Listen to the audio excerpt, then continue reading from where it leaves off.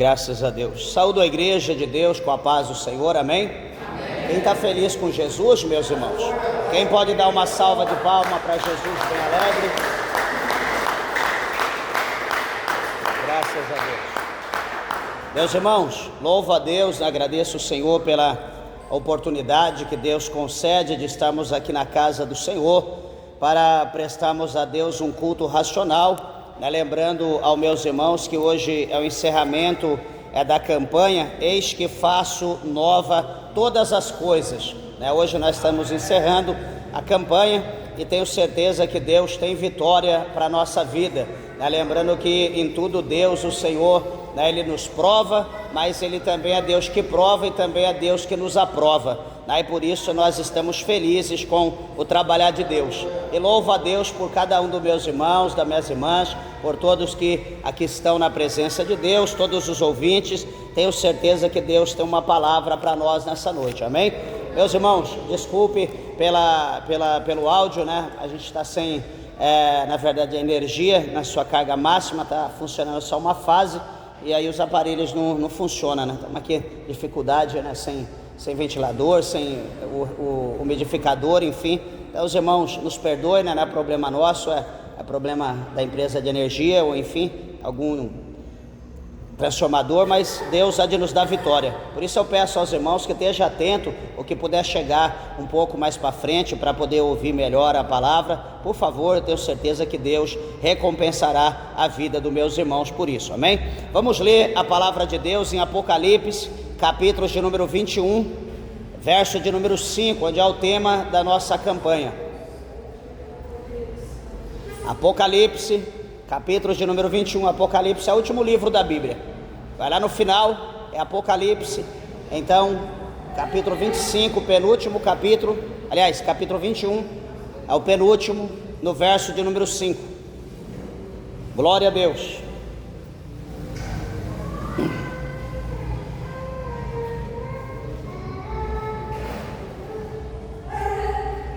Graças a Deus. Todos acharam? Digo amém.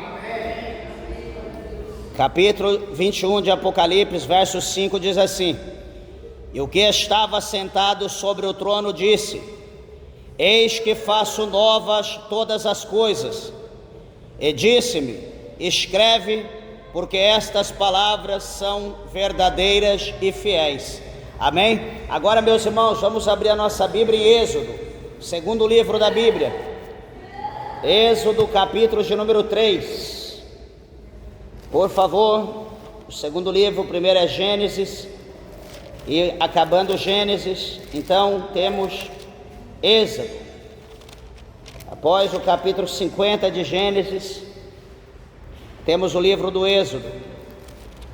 Por favor, veja se há alguém ao seu lado sem a Bíblia. Compartilhe a palavra de Deus no capítulo de número 3. Grande é o Senhor. Êxodo, capítulo de número 3. Todos acharam? Graças a Deus.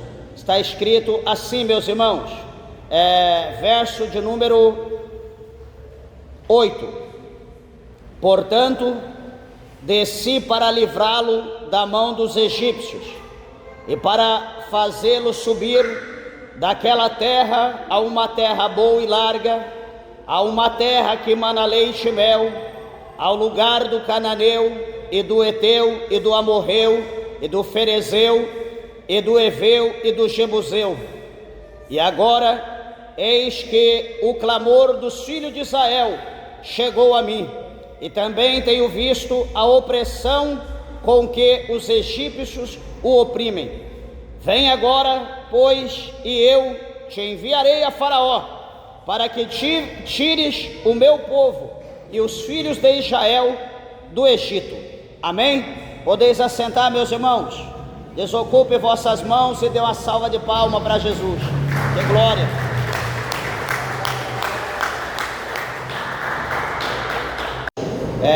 Meus irmãos, essa palavra a qual o Senhor concede a nós no livro de Êxodo, aqui no capítulo 3, lembrando que o nosso tema Eis que faço nova todas as coisas. E quando nós entramos aqui nesse livro do Êxodo, no capítulo de número 3 precisamente, nós vemos, a palavra de Deus mostra para nós que Moisés, ele está apacentando, as ovelhas do seu sogro Jetro, ali na terra de Midian, e ali apacentando as ovelhas, enfim, trabalhando. A Bíblia mostra para nós que agora ele se encontra ali entre as montanhas, de uma das montanhas ali próximo do Monte Sinai, e quando ele está ali apacentando as ovelhas, a Bíblia vai mostrar para nós que ele observa, ele vê como uma teofania, ele vê ali como fosse uma árvore pequena, e aquela árvore pequena, ela pega fogo, ela começa a acender, dedesde debaixo do tronco ali, próximo da raiz, até em cima, ela acende e diminui, e aquela árvore fica naquela oscilação com o fogo aumenta, diminui, e a Bíblia vai mostrar para nós que, então, Moisés, ele se preocupa com aquilo, ele diz: eu vou chegar perto, eu vou me aproximar para que eu possa enxergar, para que eu possa ver o que é isso, o que quer dizer esse negócio, porque o fogo acendia, porém não queimava, não consumia a árvore.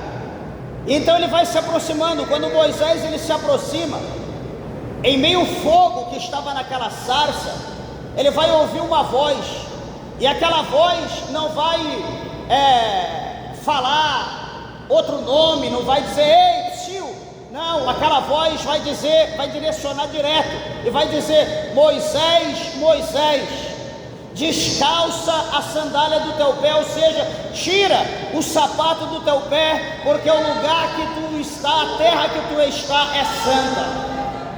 Ah, meus irmãos, aquele fogo que estava ali, aquele fogo simbolizava a presença divina do Senhor, e aquela presença divina, aquele fogo, olhando para Moisés, vendo Moisés curioso, querendo chegar, ou se aproximando, então a voz que estava ali na presença daquele fogo, olha para Moisés e chama Moisés pelo nome: Moisés, Moisés, descalça a sandália do teu pé, porque o lugar é santo. Ah, meus irmãos, naquele momento Moisés, ele se desespera com aquilo que ele vê, e ele se prostra em terra, porque agora ele não consegue olhar mais para aquilo, ele não consegue olhar mais para aquele fogo, ele não consegue mais olhar para aquela situação e ficar tranquilo, ficar em paz. Ele se prostra em terra, e naquele momento que ele se prostra, aquela voz vai se manifestar para Moisés, e vai dizer para ele que ele é o Deus, ele é o Deus de Abraão, o Deus de Isaac, o Deus de Jacó. E ele vai dizer: eu sou o que sou. E aí o Senhor então vai começar, depois de se apresentar a Moisés, Deus vai começar a revelar o motivo da razão pela qual ele havia descido ali naquele monte, porque a presença de Deus estava ali, porque Deus deixou a sua habitação e desceu para se manifestar, para falar com Moisés.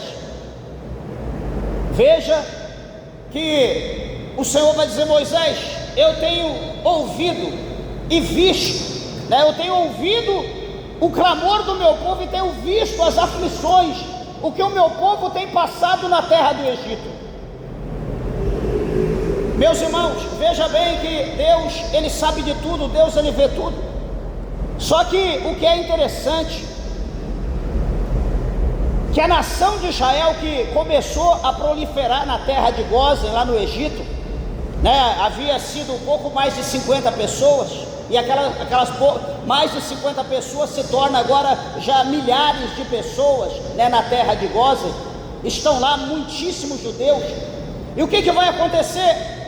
O tempo que eles estão ali, os 400 e poucos anos, a Bíblia diz que cerca de 420, 430 anos, mas próximo disso, aproximando a etapa final, desses 4 séculos e 30 décadas, o povo estava bem, a terra era uma terra boa, o povo estava próspero. Só que a Bíblia vai dizer para nós que entra um faraó que não conhecia nada acerca de José, que foi o governador do Egito. E aquele faraó, ele vai temer a nação de Israel, ele vai temer aquele povo, ele vai achar que se a nação de Israel se aliasse com qualquer outro povo, qualquer outra nação, eles tombariam o Egito, eles tomariam o poder do Egito. Então o faraó, ele preocupou-se com aquilo, mas veja que isso era um projeto de Deus, porque a Bíblia fala que o coração do homem está na mão de Deus. A um Deus amolece, a outro Deus endurece. Eu quero dizer para você nessa noite que o teu coração está na mão de Deus. Deus, ele é o dono do teu coração. Você está aqui hoje, por que não? Porque você quis, porque Deus te trouxe. Porque Deus tem um projeto, Deus tem uma obra na tua vida, Deus tem um plano para realizar, e Deus vai realizar esse plano. Labasobe a canarábia, surimicanta labaia. É interessante nós observarmos que esse faraó, então, pensando dessa maneira e predestina o mal para o povo de Deus, ele castiga, ele açoita. E a Bíblia vai dizer para nós então que no meio do sofrimento, no meio da angústia, da dor, da perda, o povo de Israel que estava na terra de Gósen, eles vão lembrar. Alguém vai lembrar, alguém mais velho vai lembrar de uma promessa que foi feita lá atrás de um Deus, do homem chamado Abrão, que depois se transformou em Abraão. Uma promessa lá no capítulo 12 do livro de Gênesis, onde o Senhor diz que ele abençoaria Abrão de uma maneira muito grande. Aqueles que abençoassem ele seriam abençoados, que amaldiçoassem seriam amaldiçoados. Deus diz que iria colocar o povo, a descendência dele na terra do Egito, mas que depois de 400 anos o povo ia sair de lá com mãos fortes, ia sair de lá poderoso, ia sair de lá próspero, e o Senhor iria colocar esse povo na terra que mana leite e mel. Alguém lembra dessa promessa? E diz: espera aí, nós somos descendentes de Abraão, nós somos a semente, nós estamos na terra do Egito. Essa promessa de nos colocar na terra de Canaã, na terra que mana leite e mel, é para nós essa promessa. Então vamos fazer o seguinte, meus irmãos, povo hebreu, vamos nos unir, vamos clamar. Quando você ler o capítulo 1 do livro de Êxodo, você vai ver que aquela multidão de judeus, eles se reúnem, como aqui nós estamos reunidos. Eles começam a invocar, a clamar o Deus, o Criador dos céus e da terra. Eles começam a buscar a presença de Deus, eles começam a clamar, talvez dizer: Senhor, Deus de Abraão, Deus de Isaac, Deus de Jacó, lembra-te, ó Pai, da promessa que o Senhor fez aos nossos pais no passado. Nós somos a semente, nós somos a geração, nós somos escolhidos para habitar a terra que mana leite e mel. Senhor, nos socorre, Deus, estenda a tua mão, arranque nós dessa terra, faça um milagre ao nosso favor, manifesta-te, Senhor, por nós. Sei lá, eles poderiam orar de diversas formas, mas uma coisa é certa, não importa a forma, se é do meu jeito ou não, certamente não foi, mas eles oraram. E o que é mais importante é que a oração deles chegaram, as orações chegaram diante do ouvido de Deus. E a Bíblia diz que a oração deles, reunindo todos, a oração foi unânime, chegou diante de Deus como se fosse uma única voz. E aquele povo então tem uma surpresa, terá uma surpresa. Por quê? Porque Deus vai visitar aquele povo, Deus vai se manifestar ali naquela terra, como Deus se manifesta a Moisés.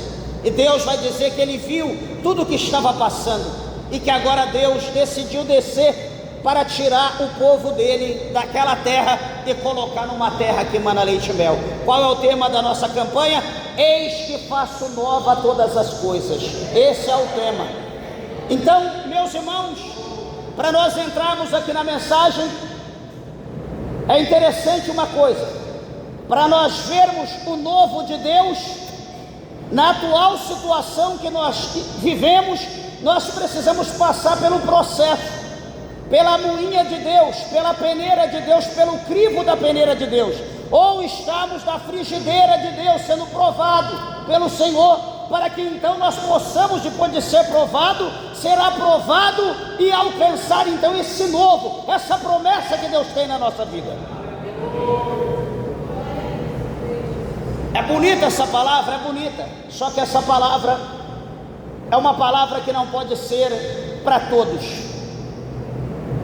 É uma palavra bonita de ouvir, nós precisamos ser provado para ser aprovado. É bonita essa palavra, só que detalhe, nós só atentamos para a última palavra, ser aprovado. Só que para ser aprovado, nós precisamos ser provado. Pastor, tudo bem, eu passo pela prova, mas quanto tempo é a prova? Isso é algo peculiar de Deus. Certamente Deus não revelará o tempo. Olha o que o Senhor diz: eu vou tirar esse povo da terra do Egito e vou colocar numa terra que emana leite e mel, a terra da promessa. Aqui, ó, tá aqui, vai tirar daqui para pôr aqui. É um passo, é rápido. Que bênção! Deus vai nos tirar, vai nos levar para a terra que emana leite e mel. Nunca mais vamos sofrer, não vamos passar por essa aflição. Espera aí, só que nada de Deus para nós é de graça. Nada é de graça. Ah, pastor, estou feliz hoje porque Deus fez uma promessa, Deus vai me dar um dom. Estou feliz porque Deus vai me dar uma vitória, Deus falou que vai agir em tal coisa. Pastor, estou feliz porque Deus me chamou como um pregador, vou pregar a palavra. Pastor, estou feliz porque isso, porque aquilo, Deus vai dar vitória, não sei na onde, Deus vai salvar o meu marido. Que bênção! Louvado seja Deus por tudo isso e muito mais. Só que eu digo uma coisa: prepara-te, porque Deus vai te dar, porém haverá a prova. E se você for aprovado, então colocará Deus na tua mão aquilo que Ele prometeu. E o que está vendo hoje, meus irmãos, de uma forma geral, não precisa ser analítico, atentar para os detalhes de uma forma panorâmica. Nós observamos que muitos têm desistido, saem da presença de Deus questionando, murmurando os céus a Deus, porque Deus falou que ia fazer, que ia dar, que ia, sei lá, mas nada aconteceu. Eu não vi Deus agir. Estou passando numa prova, num vale terrível. Cadê Deus? O mistério é esse: Deus te fez a promessa, só que para você tomar posse da promessa, você terá que passar o processo da moinha, o processo do fogo, o processo do deserto. Agora então, se nós estamos entendendo isso, a culpa não é de Deus, a culpa é nossa. O que nós temos que fazer? A promessa de Deus foi tirada da nossa vida? Não, nós vamos morrer com a promessa, ir para o céu ou para o inferno com a promessa. Só que para que ela cumpra-se na nossa vida, nós precisamos fazer a nossa parte. Nós precisamos perseverar para que nós possamos chegar na terra que emana leite e mel, que nós possamos chegar na promessa que Deus Ele está fazendo a nós. Os irmãos estão entendendo a palavra de Deus? Os irmãos podem glorificar o Senhor?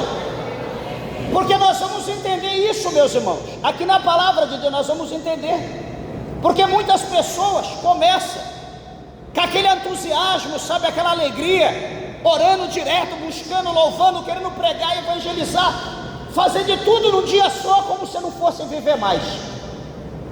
Quando alguém começa assim, a gente se preocupa. Por quê? Porque nós precisamos dar um passo por vez. É um passo por vez. E se nós nos avançarmos muito, a gente vai cansar. E quando nós cansarmos, o inimigo da nossa alma, ele vai estar do nosso lado ali pertinho, esperando uma oportunidade, esperando uma brecha para nos embriagar, para nos tragar, para preparar um laço, para nós não olharmos mais para frente e todavia agora retroceder, voltar para trás e deixar o caminho da presença de Deus. Por isso que nós não podemos ir com muita sede ao pote.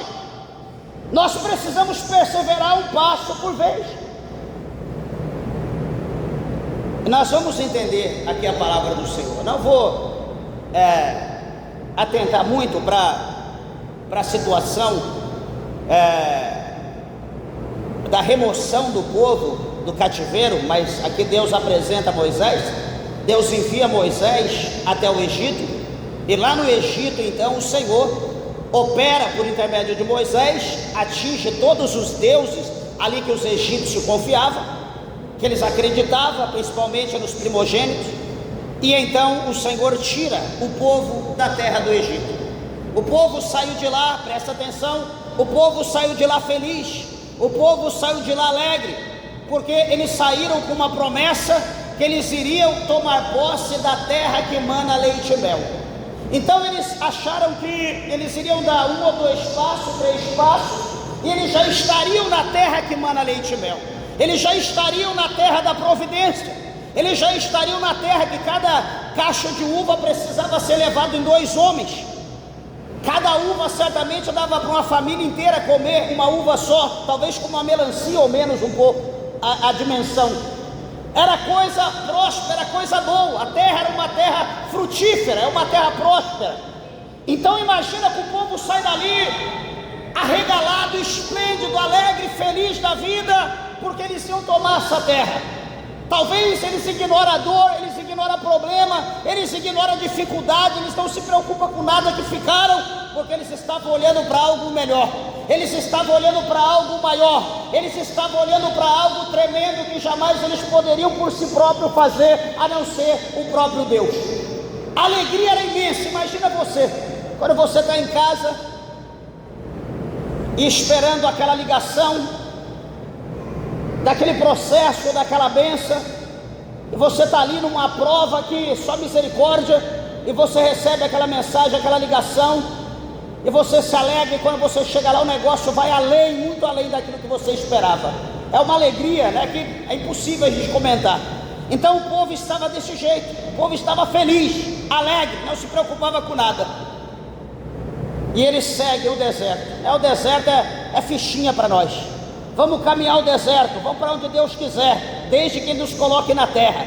Sol, calor, escorpião, serpente venenosa, vamos passar por cima. Parecia um monte de boi, passando e não olhava para nada, não se preocupava com dor, não se preocupava com noite, com dia.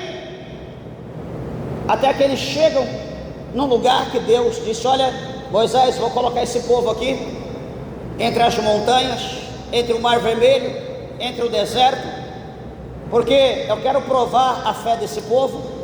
E outra, eu quero também levantar Faraó, trazer Faraó com os seus exércitos para perseguir esse povo, e eu quero dar um fim em Faraó, no todo o seu exército, porque nunca mais eles verão outra vez o inimigo.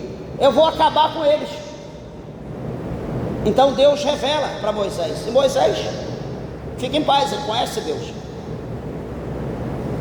Daqui a pouco, em meio a toda aquela alegria, aquele entusiasmo de navio negreiro, todo mundo feliz da vida, pensando no que tinha na terra, pensando no que eles iam tomar, pensando, meu Deus do céu, que ia ser deles, que agora era uma terra fixa, não seriam mais nômades. Em meio a todo aquele entusiasmo, de repente, alguém olha para trás e diz: o que é aquilo lá? Eles olham para trás, vê a bandeira do Egito. Eles veem aquela poeira terrível se levantando, aquele mar, aquela nuvem de pó. Eles veem Faraó, seus capitães, todos os generais, exército, carros, enfim. O que vai acontecer com aquele povo? Eles vão se desesperar. A alegria que estava no coração deles, a felicidade que estava, igual como você coloca uma manteiga na panela, na frigideira quente e derrete. A fé daquele povo minguara, acabou, se exauriu, evaporou. E naquele momento que eles veem o inimigo, a palavra que sai da boca deles é murmuração. A palavra que sai da boca deles é contenda, é discórdia. Eles começam agora a lembrar lá da terra do Egito. Espera aí, por que Moisés, por que esse homem foi nos tirar de lá na terra do Egito? Eles acabaram de sair. Por que ele nos tirou de lá, meu Deus? Não havia lá sepulcro suficiente para nós lá. Agora nós vamos morrer nesse deserto. não seremos sepultados, vamos ficar jogados aqui na areia do deserto. O que será de nós? Eles começam a murmurar, começam a questionar Deus por aquela situação. Eles esquecem da promessa. Deixa eu dizer uma coisa para você, que a Bíblia fala para nós que as bênçãos celestiais, elas excedem a todas as outras, as demais bênçãos. Quais são as bênçãos celestiais? As bênçãos dos céus. Elas excedem, ou seja, são maiores, vai além de qualquer bênção que nós possamos imaginar. As bênçãos de Deus excedem a todas as demais. E o que nós precisamos? Crer, porque as coisas dessa terra não existem no céu. As coisas dos céus não se comparam com nada aqui na terra. São excelentes, muitas vezes mais comparado com as coisas da terra, porque a da terra é feita por nós, a dos céus é feita por Deus, a dos céus é perfeita. Então observa, amados e queridos irmãos, que na primeira prova que eles passam para tomar posse da terra, Deus estava preparando a situação para destruir o inimigo deles de uma vez por toda. Eles vão murmurar, eles vão questionar, eles vão se arrepender, eles se arrependem de ser livres.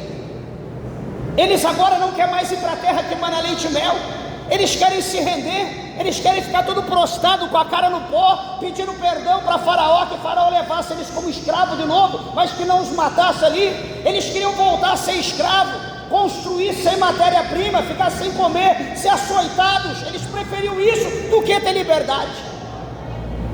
Meus irmãos, vocês sabiam que se nós vivermos muito tempo em uma determinada situação, a gente acostuma com aquilo, a gente acostuma e a gente não quer mais mudar, seja a situação boa ou seja ruim.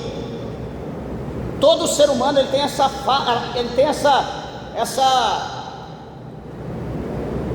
sensibilidade, ou tem, não lembro da palavra correta para dizer, né, acerca disso, mas todos nós conseguimos se adaptar à situação, a comida, a bebida, a clima, enfim, a gente consegue se adaptar. Nós somos como o camaleão. Então veja que nessa prova eles têm vontade de voltar, eles não querem mais prosseguir, eles não querem mais a liberdade não serviu para eles. E se a gente analisa essa situação do povo de Israel, alguém aqui ou algum dos irmãos que aqui estão na igreja, ou algum ouvinte da palavra de Deus, começou a seguir o Senhor, começou a caminhar sobre uma promessa de salvação, sobre uma promessa de milagre, sobre uma promessa de um chamado. E o que acontece? A primeira prova que veio para esse abençoado ou para essa abençoada, não sabia que ia ser difícil ser crente não. Esse negócio de ir para a igreja todo dia, eu estou passando por perseguição, os inimigos se levantaram, não está sendo fácil viver do jeito que eu estou vivendo não. O que é isso?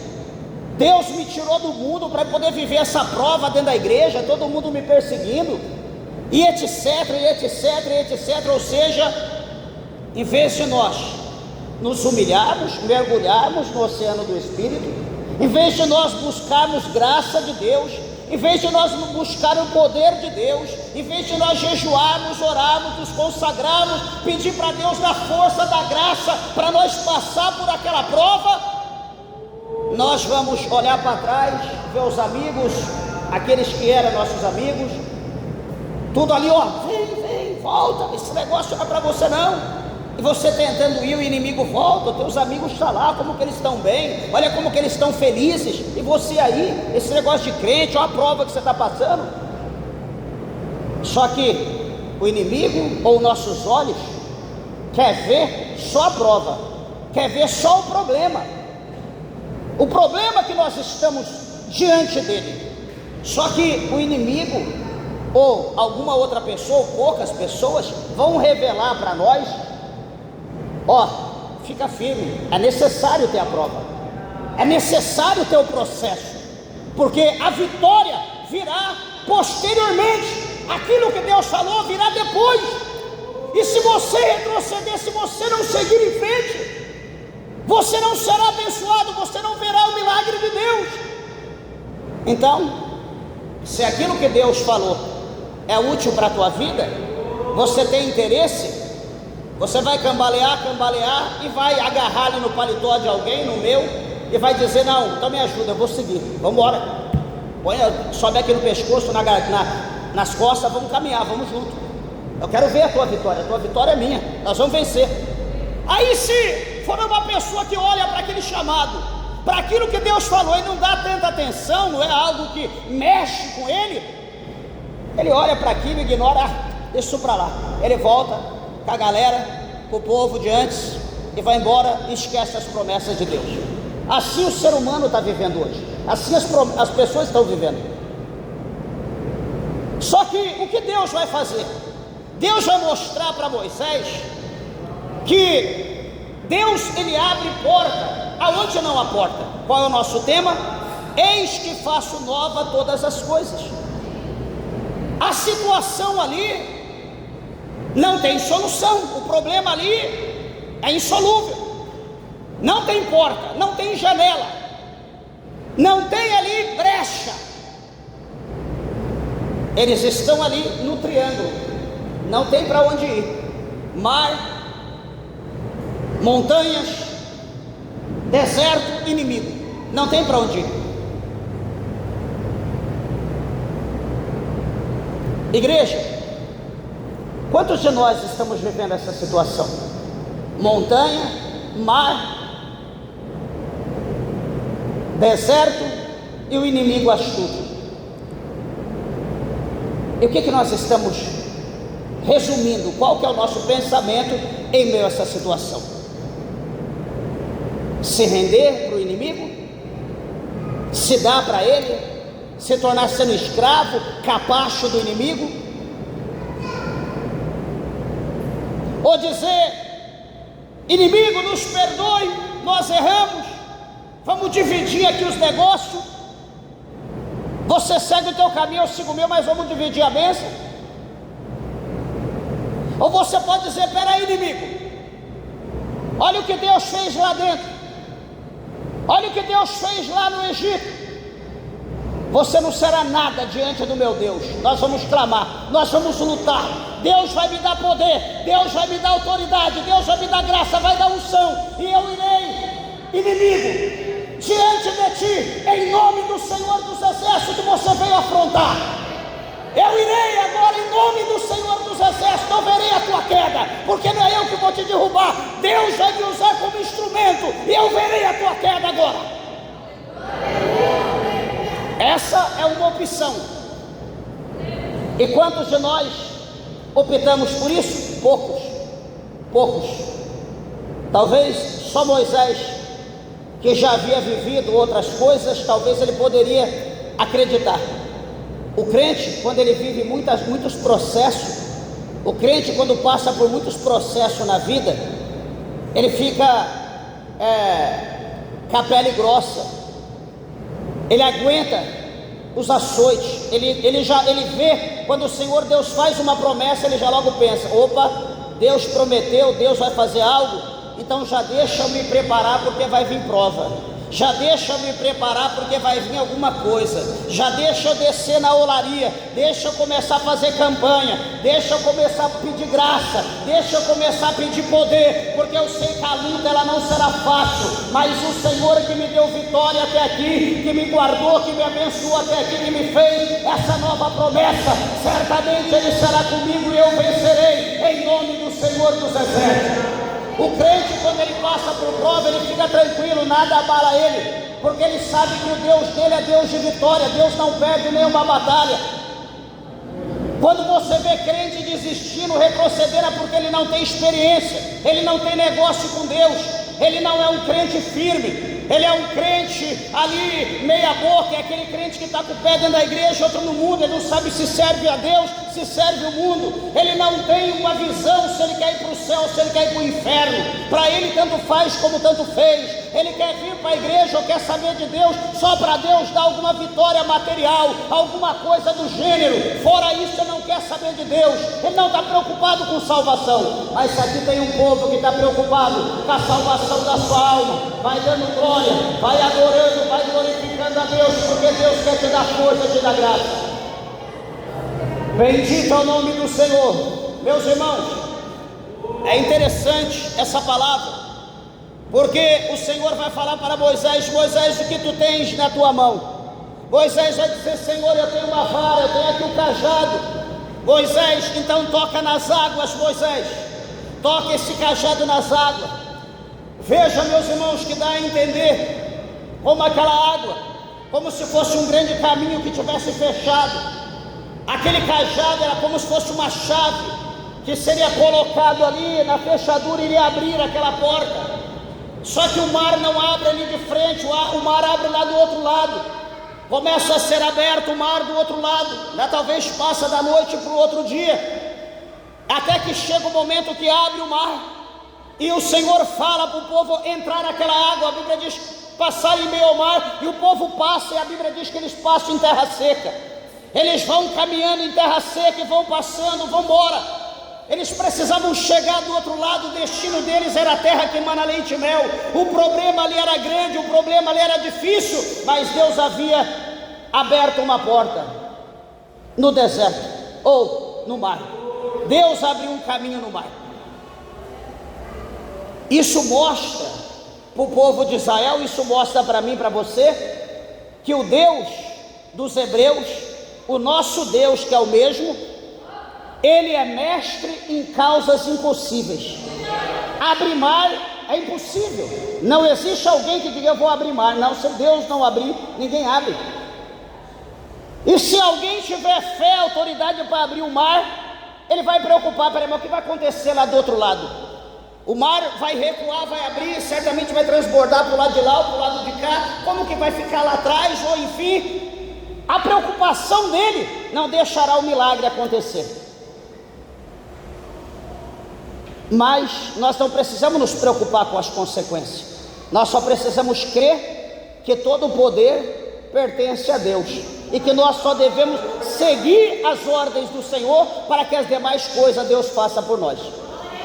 Meus irmãos, eu vejo aqui agora, o povo passa, o Senhor ordena a Moisés que fecha de novo, que toca de novo nas águas. É tocada nas águas, o mar agora fecha lá do outro lado. Não do lado que abriu, mas do lado que abriu por último. Aonde o povo entrou, o mar fecha-se por lá e vem tragando todo o inimigo, todos os egípcios, Faraó, todos os soldados, é consumido. Aquele povo vence, com a ajuda de Deus, o primeiro desafio. Ou seja, nunca mais eles viriam outra vez os inimigos, os egípcios. Deus acabou com eles. Agora é só vitória, só vitória. Capítulo 15 de Êxodo, a Bíblia diz que Moisés ele vai salmodiar, Moisés vai fazer um culto de ação de graça, Moisés vai adorar a Deus, ele vai fazer ali o seu salmo, o seu primeiro salmo de adoração ao Senhor. E interessante é, amados e queridos irmãos, que todo mundo se alegra, né? O Senhor é varão de guerra, o Senhor lançou no mar o cavalo e os seus cavaleiros, e ele vai adorar, vai glorificar a Deus juntamente com o povo. Depois virá Miriam com as suas moças, com tamboril, também vão adorar a Deus, vão apresentar ao Senhor ali uma ação de graça. Que bênção! E agora, depois de toda essa celebração, agora depois de toda essa glória, desse culto de ação de graça, agora a pergunta é: onde está a terra que emana leite e mel? Cadê a terra? Moisés, cadê a terra? Deus abençoe. Cadê a terra? passamos por tudo, passamos por essa prova, cadê a terra? Vocês viram que teve a primeira prova, eles já murmuraram na primeira, só que Deus vai colocar eles na terra, eles querem ver a terra, eles querem um sinal da terra. Só que o Senhor disse: olha, vocês não vão, Moisés, não leva eles por essa terra não, porque eles virão aqui, os filisteus, a guerra, certamente eles vão retroceder, eles não estão preparados para isso, eu vou levar eles por outro caminho. Leva eles por outro caminho para a terra que mana leite e mel. Poderia ser por um caminho mais perto, mas por causa da guerra eles vão ter medo, eles vão retroceder. Então vamos por outro caminho que é mais tranquilo. E então o Senhor vai levar o povo pelo deserto. É a última prova. A primeira foi do mar, agora a segunda é o deserto. Que benção, pastor, a segunda prova é o deserto, só que detalhe, meus irmãos, a prova do deserto é um ciclo da vida. Quanto que é o ciclo da vida? 40 anos, o primeiro ciclo da vida do homem, né? Diz a lenda que a vida começa depois dos 40, sobe o aclive e depois o declive, depois dos 40 começa a descer de novo. 40 é o pico. Então eles iriam caminhar no deserto 40 anos, isso não foi dito para eles, que eles iam caminhar 40 anos, porque eles não iriam. Mas no deserto da vida, nesses 40 anos, eles tiveram vários processos, várias provas. Quando eu olho para esses 40 anos de caminhada no deserto, eu olho para a minha vida e sugiro que você também olhe para a tua vida espiritual. Porque todos nós que levantamos a nossa mão para o céu, que abraçamos Jesus, que abraçamos a cruz, nós também estamos com uma promessa, ou temos uma promessa de uma terra que mana leite e mel. Nós temos a promessa de uma terra, essa terra chamada Jerusalém Celestial. Nós temos a promessa do novo céu, de uma nova terra. Lembra quando a palavra de Deus fala para nós lá no Apocalipse? João, ele diz que ele viu um novo céus e uma nova terra. Aquele céu de antes, aquela terra e o mar de antigamente já não existe mais. Ele diz que ele viu agora tudo novo, ele viu a Jerusalém, a terra nova, não é uma terra transformada como muitos sectaristas aqui no mundo diz. Não, nós não vamos para o céu não, esse mundo vai ser mudado, nós vamos ficar aqui. Que fique eles e quem quiser, porque a Bíblia diz para nós lá em Pedro, no capítulo de número 3, que estes céus e essa terra que hoje se vê estão guardados como tesouro para o dia da ira, está guardado para o fogo, lava suricanda, labra cheia, não vai ficar pedra sobre pedra. O que Deus tem para mim, o que Deus tem para você, o que Deus tem para a igreja é um novo céu, não como esse, é um novo, é uma nova terra, não como essa. É um lugar especial, é um lugar diferente, que foi preparado para aqueles que vencerem o deserto da vida. Glorificado seja Deus. Se você ama a Deus, se você almeja, tem desejo pela promessa de Deus, nós vamos ter uma palavra no nosso coração, como está no capítulo 8 da carta que o apóstolo São Paulo escreveu aos Romanos, aonde o apóstolo Paulo ele faz uma pergunta. Eu acho essa pergunta muito sugestiva e que nós devemos guardar no nosso coração, quando ele diz: o que nos separará do amor de Cristo? O que nos separará? Qual é o empecilho? Qual é a barreira? Qual é o problema? Qual é a doença, a enfermidade, a dor? Qual é o processo da vida que pode separar o homem, a mulher que foi escolhido para vencer, que foi escolhido para morar no céu? Certamente, meus irmãos, nenhum, porque Deus, Ele está conosco, e se Deus está conosco, não tem como nós perdermos, porque Deus, Ele é vencedor invicto. Você olha desde Gênesis até Apocalipse, Deus nunca perdeu nenhuma batalha e nunca perderá. E Deus, Ele caminha com aqueles que caminham com Ele. Aqueles que se aproximam de Deus, Deus se aproxima dele. E se nós estamos aqui é porque nós amamos a volta do Senhor, nós amamos a vinda do Senhor, nós almejamos a nova Jerusalém, nós almejamos o paraíso que está preparado, aquela habitação eterna que o Senhor preparou, como está lá no capítulo de número 14, verso 2 do Evangelho de São João. Tudo já está pronto, tudo já está preparado. A terra que mana leite e mel, eles não iam preparar, estava preparada, Deus já preparou. Eles só precisavam chegar até lá. Ah, pastor, é só caminhar? É só um passo por vez. Então, aceitar Jesus é só isso? Ué, não precisa mais nada não. Aceitar Jesus é só dar um passo, todo dia perseverar, todo dia caminhar, todo dia continuar, cumprir o teu chamado, é só isso. Ué, só isso? Então é fácil, não é difícil. O que é difícil é perseverar.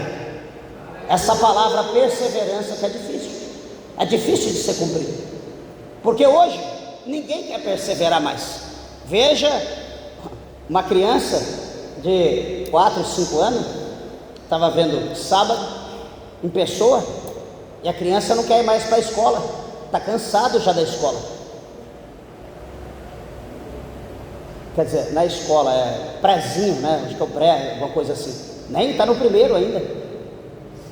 E já está cansado, já está perturbado, não quer ir mais. De jeito não vai voltar agora às aulas, não quer ir não. Aí a pessoa vai crescendo um pouquinho. Ah, não, já estudei até o 5º ano, tá bom. Ah, já estudei até o 8º, 9º, tá bom. Ah, concluí o 3º, tá bom. Ah, fiz a faculdade, seja que Deus quiser. Ou seja, aquele objetivo, ninguém tem mais. Aquele foco, vou lutar em prol, ninguém tem mais. Eu vou casar, vou ser uma bênção, vou ser feliz. Minha esposa, meu esposo, meus filhos. A gente casa, a primeira negativa, o primeiro não. Que é isso? Você é um capa. Nunca imaginava que você ia dizer não. Ué, peraí, se o próprio Deus diz não para nós, não existe vida a dois só de dente, não existe isso. Não existe vida a dois só amor, só coraçãozinho, não existe. Às vezes alguém pode ter isso em mente, mas isso é ilusão.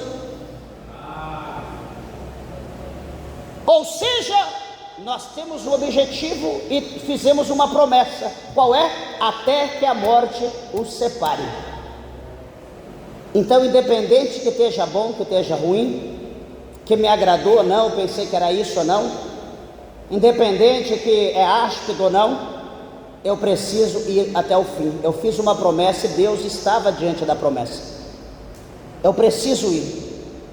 E hoje os casamentos estão indo, as pessoas estão indo até o fim? Não.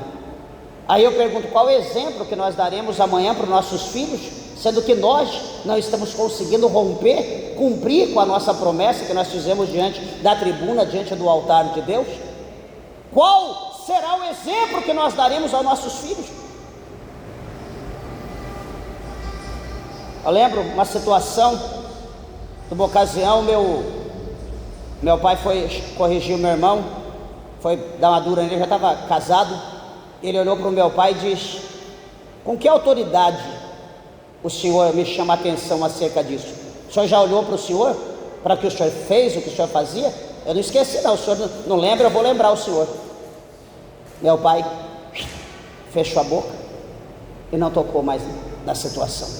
Então é assim, nós precisamos ser exemplo, dar exemplo para a gente cobrar das pessoas. Então tem que haver perseverança na casa de Deus. Por que não está havendo perseverança? Porque é como eu sempre digo, muitos aceitaram Jesus porque ouviu o pastor, o pregador, sei lá quem foi, dizer: olha, Aceita Jesus, tua vida vai mudar. Aceita Jesus porque agora vai ser só bênção. Aceita Jesus porque vai ser só vitória.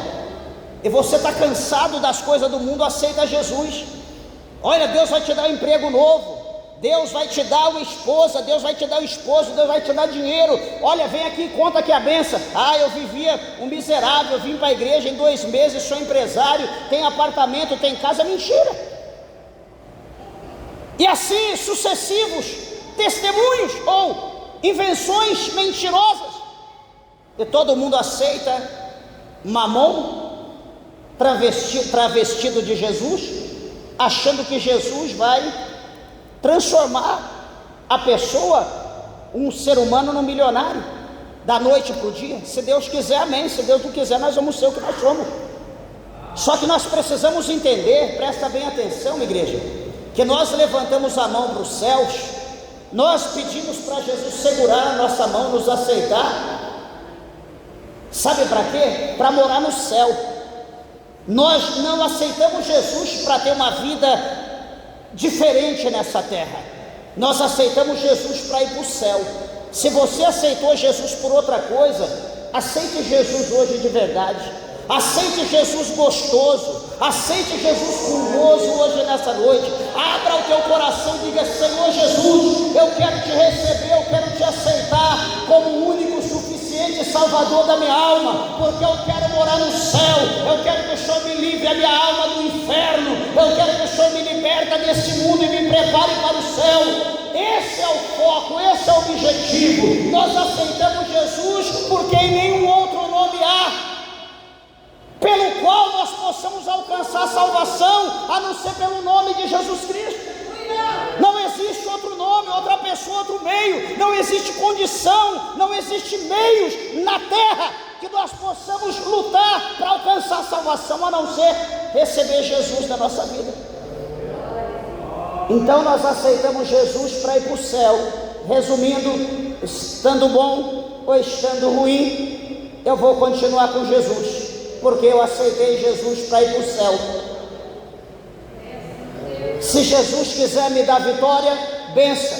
Se Jesus não quiser me dar vitória, tranquilo, a presença dele estando comigo, a palavra dele estando no meu coração é o importante, meus irmãos. Nós não precisamos mais nada. O importante é o Espírito Santo lapidar a minha vida, a tua vida, nos moldando todos os dias, nas provas, nos processos, em cada caminhada, em cada passo que nós damos nesse deserto da vida. Como esse povo aqui caminhou 40 anos, quantas provas eles passaram, quantos processos eles viveram no deserto? Muitos.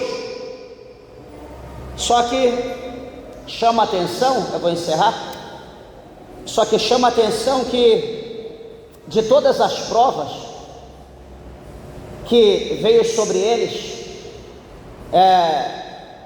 todos os que eram acima de 20 anos, todos eles morreram no deserto nesse período de 40 anos. Só ficaram provavelmente 3 desde o princípio. Por exemplo, Moisés, Josué e Caleb. Os demais, superior em idade, acima de 20, todos expiraram, todos morreram. Por quê? Falta de fé, murmuradores, contendeiros, caluniadores, pessoas blasfemas, que estava contaminando o povo. Deus matou todos. Só os de 20 anos para baixo que continuaram a trajetória até chegar na terra de Canaã. E quem liderou a entrada? Josué, porque Moisés também pereceu. Chegou o dia dele partir, o dia que Deus o tomou para si, o sepultou. Então Josué agora ele vai entrar na terra. Josué e Caleb, Josué está na direção, ele vai colocar o povo na terra, como foi lido aqui hoje na palavra inicial do verso 1 até o 9, capítulo 1. Então nós vemos, amados, que existem obstáculos na vida do crente, e nós fazemos campanha para que Deus, o Senhor, possa mostrar para você que você está passando por esse processo, mas esse processo não é algo que Deus está querendo fazer você sofrer.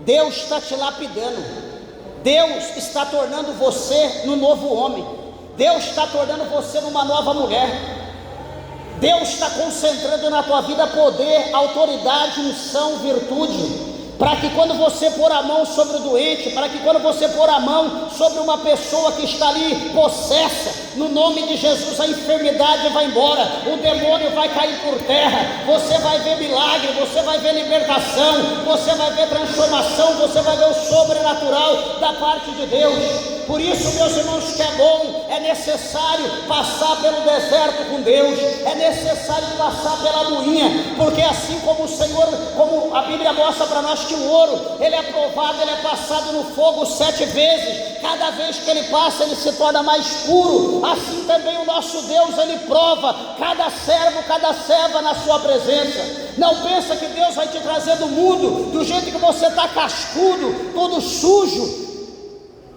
e Deus já vai te colocar aqui, ó. Deus vai te colocar aqui, você vai brilhar. Não, esquece, não é assim não.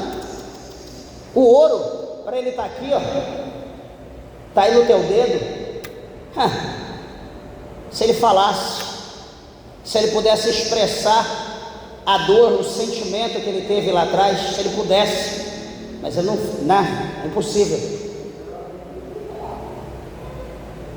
Mas quem provou o ouro sabe o processo que o ouro passou para agora estar aqui, ó, no nosso dedo.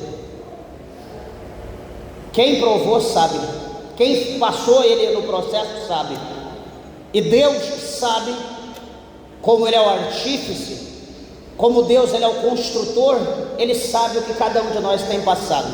Deus sabe no meu canto o que eu passo, Deus sabe o que cada um de você passa no teu canto. E Deus ele te consolou, Deus ele te confortou até aqui, e Deus está dizendo para você ter fé, porque a jornada ainda não acabou, falta mais um pouco.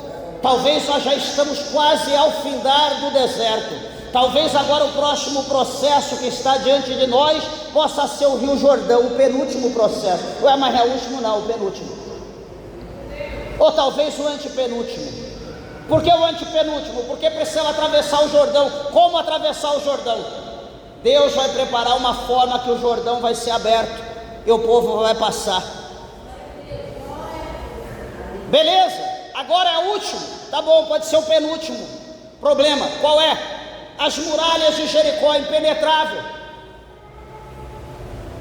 mais de 6 metros de altura, mais de 3 metros de comprimento, de espessura. Como penetrar, como entrar? O Senhor Deus deu a estratégia, o muro caiu. Beleza, último. Talvez agora o último. Qual? Lutar com os inimigos, guerrear com os inimigos, corpo a corpo.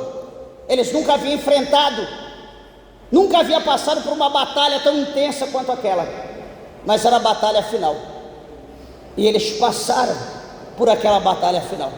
Eles foram honrados, eles foram abençoados, eles tomaram, eles conquistaram a terra que emana leite e mel. Sangue foi derramado, houve percas, mas eles conquistaram a terra que emana leite e mel.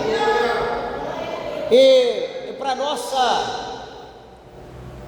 nossa memória, o Senhor Jesus também fala, por intermédio dos evangelistas, no Novo Testamento, em um dos evangelhos, por exemplo em João, o Senhor Jesus ele fala que a partir de então, a partir de agora, os homens farão guerra para tomar o reino dos céus.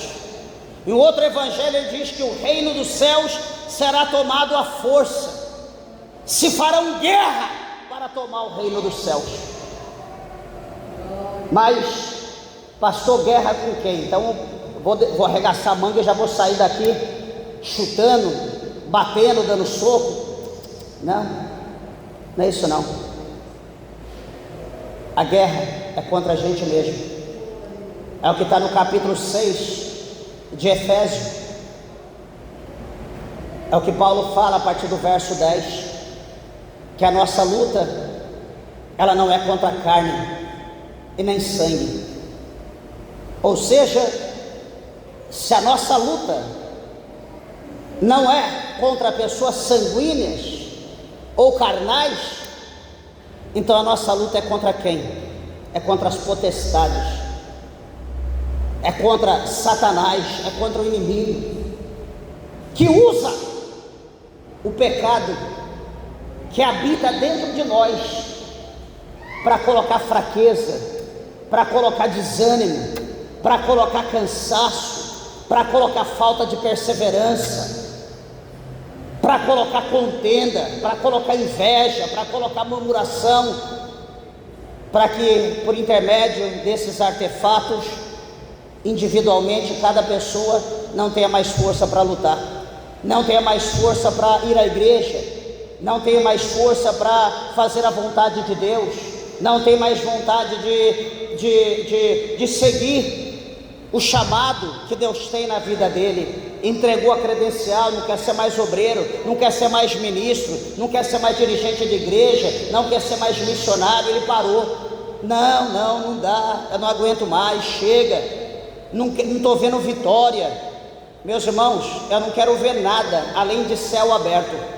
O crente aqui, ele ora e pede para Deus que ele quer ver céu aberto, como Estevão viu os céus abertos. Olha que coisa linda, Estevão sendo apedrejado, talvez açoitado, o sangue derramando, ele ali de joelho, ele olhava para o céu, ele via o céu aberto, ele via o Senhor assentado no seu trono de glória, ele enxergava o seu Salvador Jesus Cristo, à destra do poder, o seu mestre lá, de braço aberto, tipo, vem alma, vem Estevão, pode vir, eu estou aqui te recebendo. Estevão olhava para aquilo com alegria, o seu corpo, a sua carne estava amortecida, estava como anestesiada, que apedrejavam ele na cabeça, no rosto, no dente, no corpo, em tudo quanto é lugar, o sangue descia, espirrava, ele olhando para aquilo, olhando para o céu, e ele dizia: Pai, perdoa eles, porque eles não sabem o que fazem.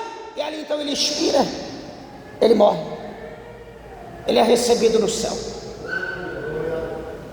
Meus irmãos, quando nossos olhos estão fitados no alvo, quando nossos olhos estão fitados no objetivo, que é o céu, que é a nossa salvação, nós não preocupamos com a nossa carne, nós não preocupamos com as coisas do mundo.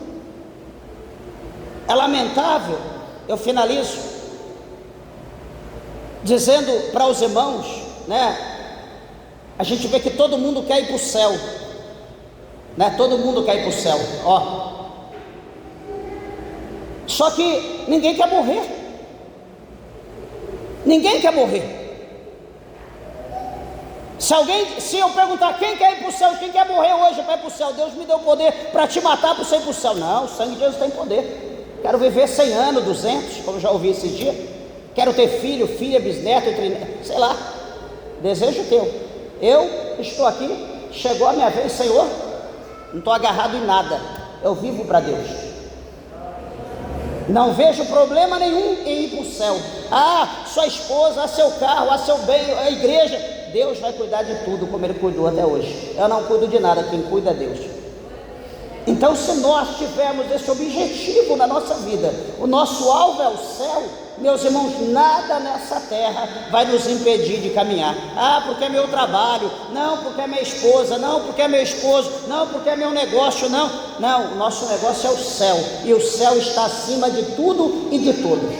Então, se os nossos olhos estiver lá, os crentes, a igreja vai viver como águia, voando por cima das nuvens, por cima de tudo e de todos, e nada vai nos atingir. Nada vai nos atingir. E eu peço a Deus que Deus te dê essa graça, que Deus te dê essa força, para que os teus olhos estejam fitados em Deus, que nenhum problema, o disse-me disse, aquilo, e não, deixe isso para a terra. O nosso negócio é com o céu, sabendo que nós estamos nesse deserto e que muitas fases, muitas provas nós iremos passar para um bem maior, para uma conquista maior, que é o céu. Amém? Que Deus, o Senhor, abençoe a tua vida, te fortalece, te restaure, e que você possa cada dia ser renovado e continuar caminhando, vivendo aí o novo de Deus, pois Deus está fazendo tudo novo na tua vida a partir de hoje. Amém, meus irmãos? Dê uma salva de palmas bem alegre para Jesus. Adora ao Senhor, pois Ele é digno de toda a honra, de toda a glória.